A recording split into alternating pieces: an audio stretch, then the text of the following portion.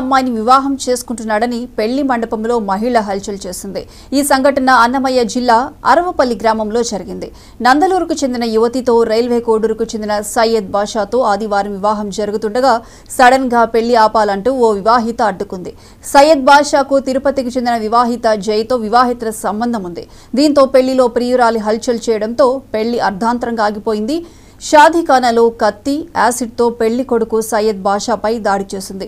తోపులాటలో acid పడి ఒక మహిళకు తీవ్రంగా మరో మహిళకు స్వల్ప గాయాలు అయ్యాయి। గాయపడిన వారిని చికిత్స కోసం ఆసుపత్రికి తరలించిన పోలీసులు పెళ్లి కొడుకు సయ్యద్ బాషా ప్రియురాలు జైను అదుపులోకి తీసుకుని దర్యాప్తు చేస్తున్నామని నందలూరు పోలీసులు తెలిపారు।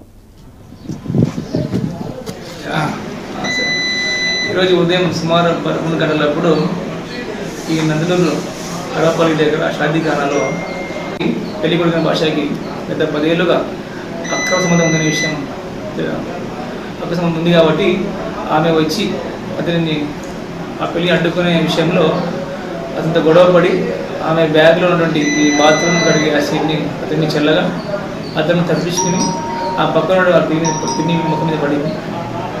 అంతలో ఆ పెళ్లి కొడుకు కత్తి తీసుకుని ఆమె దాడి చేయగా ఆమె వీపు వెనకాల చేతి మీద గాయం పెద్ద గాయం।